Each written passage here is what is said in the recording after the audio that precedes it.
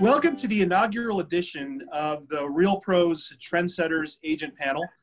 My name is Scott Wright. I'm the Vice President of Real Trends, and I have the distinct honor of facilitating the Trendsetters Mastermind group that your brokerages are members of. I also have the distinct privilege of speaking today with elite agents from 3 of our member firms. Joining us today are Dominic with Cutler Real Estate.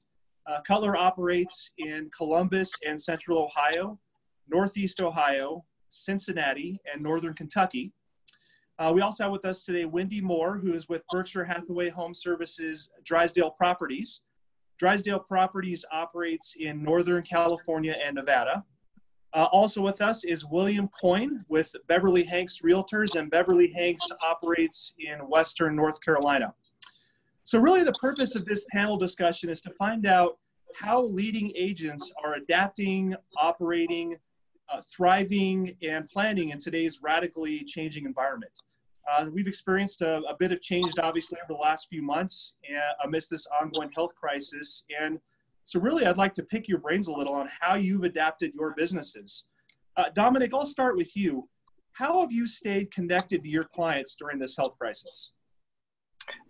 The big deal always is, and I've been doing this for 32 years, my recommendation is, and what I'm trying to practice what I preach, right? So video is huge, like what we're doing right now. I think when people have a traumatic experience like 9/11 or 2008 or the Gulf War or something like what's happening now, it's not our normal lifestyle. So everybody's freaked out, right? And a lot of the agents freaked out too, and I don't even see what they're doing. But the old timers like us, we keep plugging away. And how I stay connected is, instead of doing email, I do email videos, and I make sure I'm reaching out to them, not necessarily asking if they want to buy or sell, although if they want to, of course, we want to do that. But I'm just educating them and saying how they're, see how they're doing, see how their families are, what things they're doing, are they getting their yard work done, and just to try to be there and then provide what's really happening from our perspective. If they are in the market or they have to make a decision, how in fact do we do that in a safe manner, in a nutshell? Email communication and regular communication through video. Perfect. Wendy, I'll toss this one to you. Same question. How have you stayed connected to your clients during this health crisis? Well, I allowed about 2 weeks of the whole shelter in place to kind of let the dust settle down. And then I started reaching out to the clients, both like Dominic and Zoom, video, text, connecting with, different demographics, obviously with email and calls, because the older generation wasn't doing those early on. They are now embracing it. And so just being a voice of reason and a positive light for them, and kind of assessing their COVID needs. And if there was something that they needed, like our older generation, did they need us to go shopping? Did they need us to connect with them on getting them to doctors? They didn't have a lot of resources or family members near them. So we just tried to be that positive light and community service. And again, like Dominic said, just try to be top of mind if they ever needed something to reach out to us. And I kind of embraced our Chamber of Commerce as well, and wanted them to know that we've got other services in our community that can assist them. And then we got back to some basics. We were delivering items of value to them, like, how did I get so lucky, and giving them a St. Patty's Day lotto ticket on their front porch. We just delivered yesterday Cinco de Mayo Popeyes with bottles of Cholula, the little hot sauce, letting them know that we were thinking about them, with my face superimposed on the actual label or logo, and just adding a little bit of humor into this kind of stressful current situation. And then we started also doing what are called asset reviews, which we basically went back to past clients and did a comprehensive marketing analysis for them on the current market data, and giving that so that they knew where is their value in their home today. Fantastic. William, same question, sir. How have you stayed connected with your clients? Well, we started with something very similar to what Wendy just described. We sent out an email initially offering services to our sphere of influence. If there was anyone that didn't want to go out, they needed something dropped off at their doorstep, we wanted them to know that we were there to help them any way that we could. The other piece of it has been we really ramped up our personal phone calls and handwritten notes.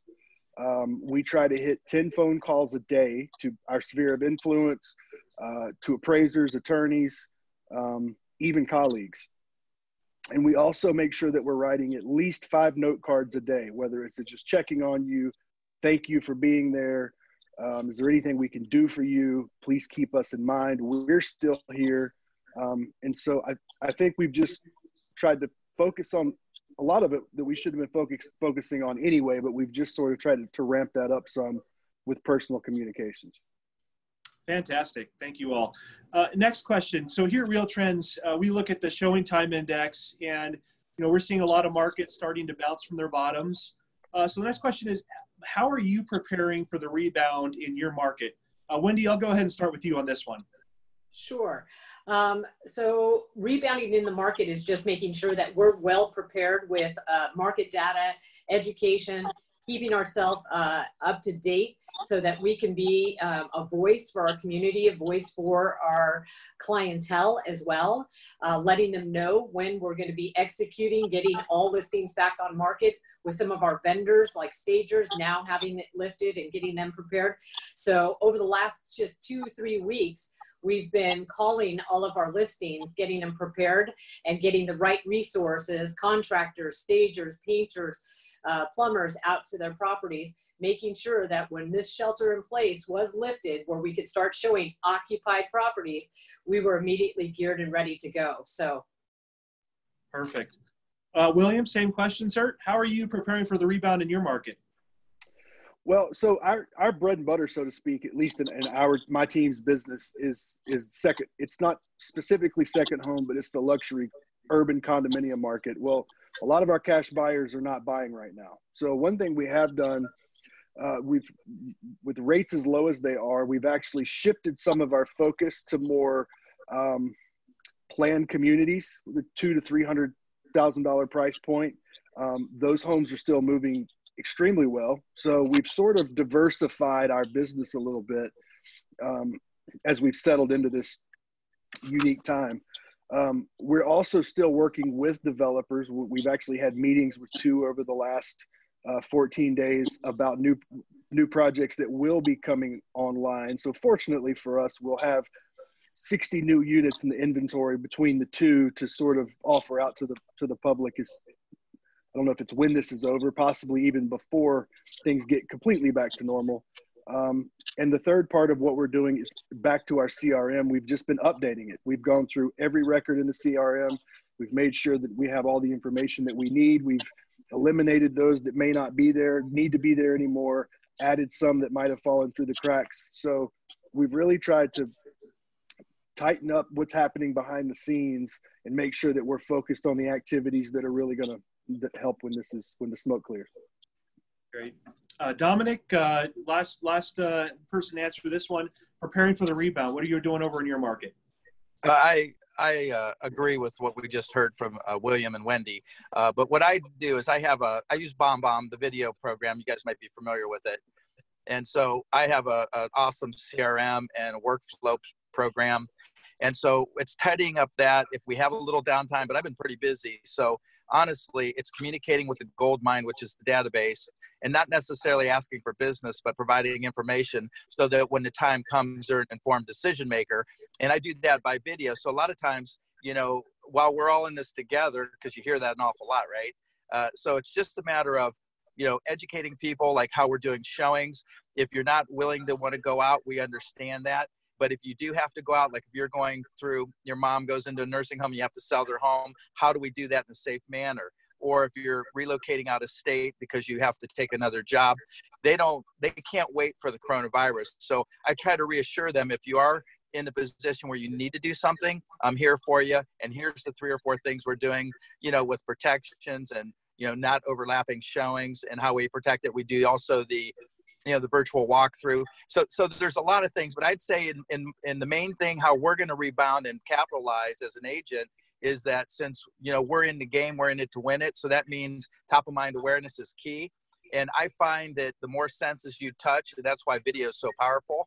And even if it's just a video email response, then you can track the open rate. You could, I can blast it out to the database. I can post it on Premiere. I mean, there's just so many cool things to do. I know we don't have near enough time to cover it all. That's fantastic. So prior to COVID-19, the question is, I guess, what business or personal practices prepared you for this time, and what have you learned that will prepare you for the next event? God forbid there is a next event. William, I'll go ahead and start with you on this one. So one thing that we've the practices that have helped us prepare, most of what we sell in our business is new inventory. So people, they have it when they contract on it, they've never walked through it at that point.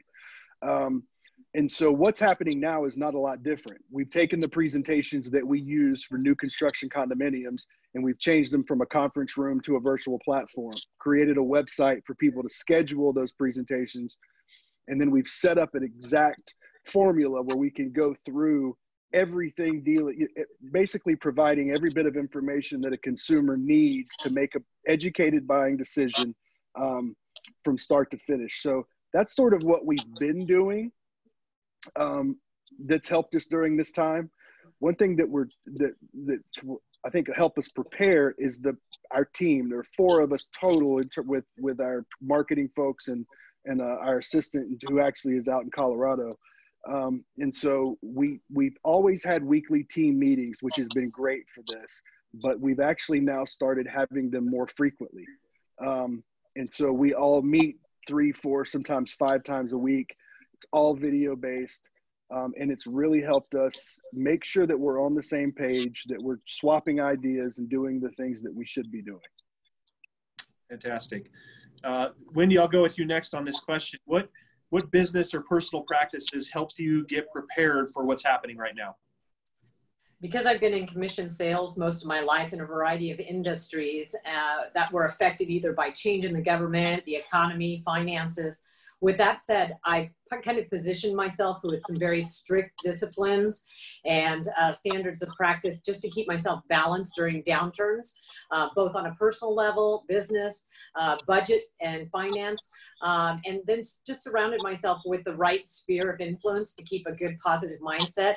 I like the team on this call. I mean, we've got amazing teams that help support us, and we've implemented some procedures in-house because of technology today to stay more in connection on Zoom videos with team meetings and sales meetings, as well as implementing some technology like Office 365 with to-do lists, just to make sure that we're streamlined with efficiencies, and utilizing technology now even to streamline our listing process, and utilizing video for introductions, and maybe everything that we were doing on an email basis, utilizing video like we talked about earlier on the call, with touching all of those senses and seeing how you can impact a new seller just prior to a listing appointment by doing a pre-listing video sent out to them. So utilizing technology to prep us for the new changes that are up ahead. Dominic, what business or personal practices have prepared you for what's happening now?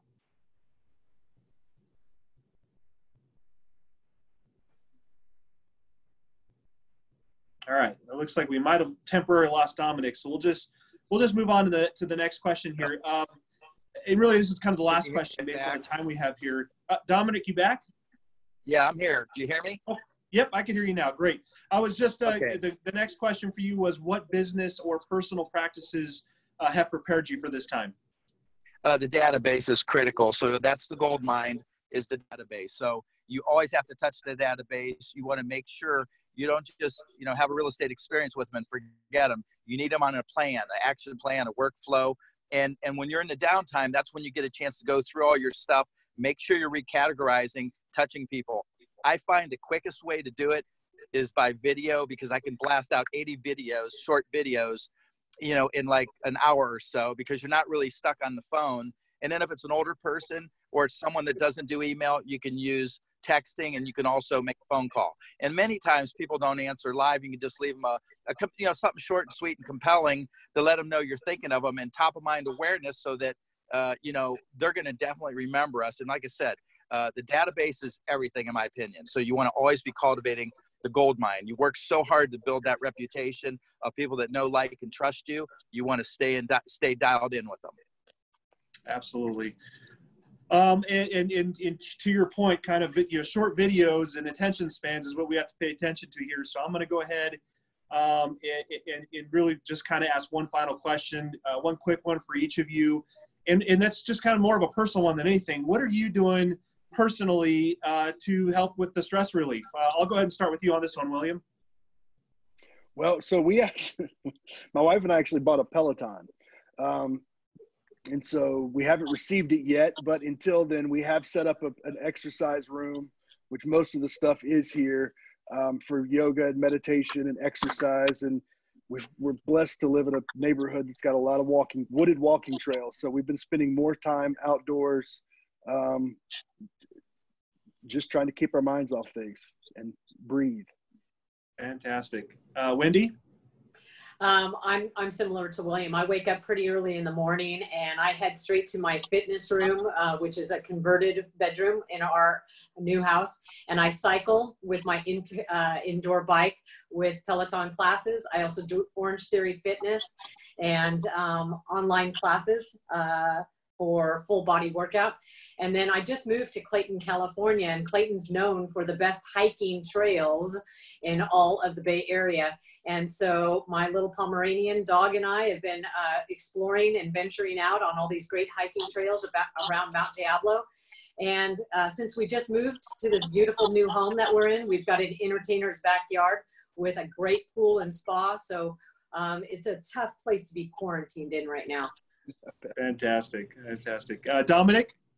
Well, I'm in Ohio, so, there's not as much sun as I'd like. But honestly, I got a pretty good tan so far. I've been doing a lot more grass cutting as of whatever time it is, May 5th. Cut the grass several times. I got a new, zero turn, so I'm having fun with that. I have a great fire pit. I love sitting outside, having campfires.